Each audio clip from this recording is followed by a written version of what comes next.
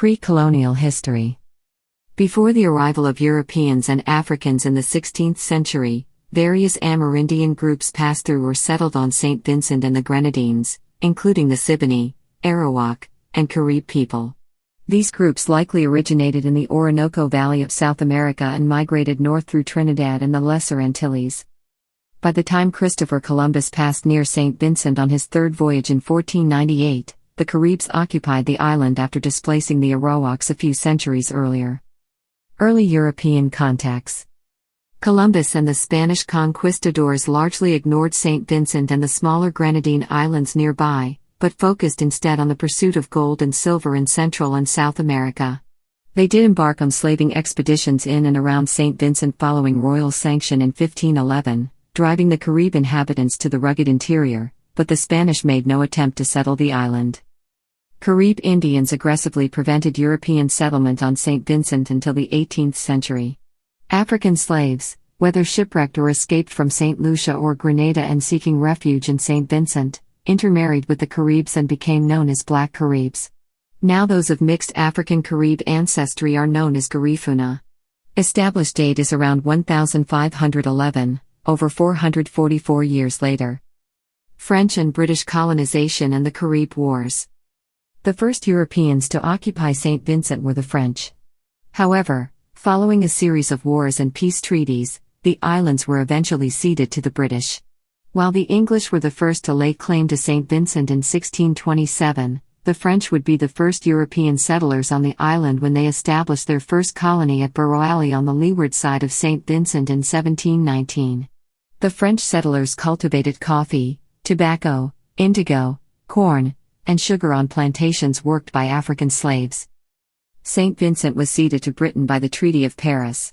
From 1763 until independence, St. Vincent passed through various stages of colonial status under the British. Friction between the British and the Caribs led to the First Carib War. The First Carib War was fought over British attempts to extend colonial settlements into Black Carib territories, and resulted in a stalemate and an unsatisfactory peace agreement. Led primarily by Black Carib chieftain Joseph Chatoyer, the Caribs successfully defended the windward side of the island against a military survey expedition in 1769, and rebuffed repeated demands that they sell their land to representatives of the British colonial government.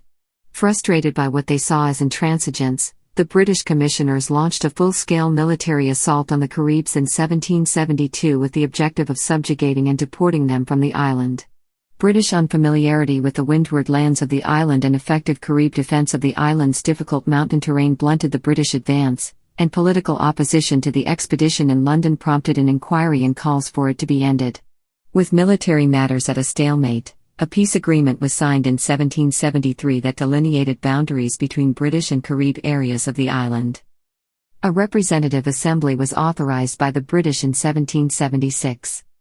France captured St. Vincent in 1779 during the American War of Independence, but it was restored to Britain by the Treaty of Versailles.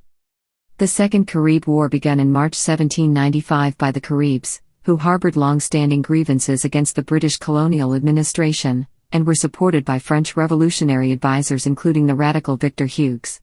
The Caribs successfully gained control of most of the island except for the immediate area around Kingstown, which was saved from direct assault on several occasions by the timely arrival of British reinforcements. British efforts to penetrate and control the interior and windward areas of the island were repeatedly frustrated by incompetence, disease, and effective Carib defenses, which were eventually supplemented by the arrival of some French troops from Martinique. A major military expedition by General Ralph Abercrombie was eventually successful in crushing the Carib opposition in 1797. More than 5,000 Black Caribs were deported from St. Vincent first to the island of Balasso, off Bequia, where half of them died in concentration camps, and then to the island of Roatan off the coast of present-day Honduras, where they later became known as the Garifuna people. Like the French before them, the British also used African slaves to work plantations of sugar, coffee, indigo, tobacco, cotton and cocoa. Decades after the success of the Haitian Revolution, the British abolished slavery in 1834, full emancipation was achieved in 1838. The economy then went into a period of decline with many landowners abandoning their estates and leaving the land to be cultivated by liberated slaves. The resulting labor shortages on the plantations attracted Portuguese immigrants in the 1840s and East Indians in the 1860s as laborers.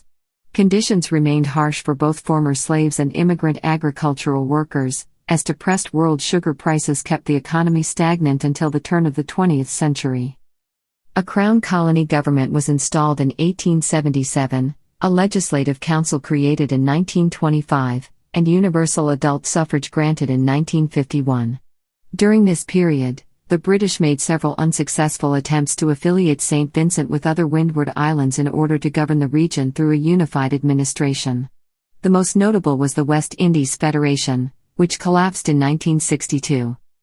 The La Soufriere volcano erupted in 1812 and 1902 when much of the island was destroyed and many people were killed. In 1979 it erupted again, this time with no fatalities. In the same year, St. Vincent and the Grenadines gained full independence from Britain, while remaining a member of the Commonwealth of Nations. Self-rule and independence. St. Vincent was granted associate statehood status on October 27, 1969, giving it complete control over its internal affairs. Following a referendum in 1979, St. Vincent and the Grenadines became the last of the Windward Islands to gain independence on October 27, 1979. Natural disasters. Natural disasters have plagued the country throughout the 20th century. In 1902, Soufriere volcano erupted, killing 2,000 people. Much farmland was damaged, and the economy deteriorated. In April 1979, La Soufriere erupted again. Although no one was killed, thousands had to be evacuated, and there was extensive agricultural damage. The island also suffers from hurricanes. On September 11, 1898, 6 hours of a terrible hurricane devastated Boroali, which was almost completely destroyed. More recently, in 1980 and 1987, hurricanes devastated banana and coconut plantations. 1998 and 1999 also saw very active hurricane seasons, with Hurricane Lenny in 1999 causing extensive damage to the west coast of the island.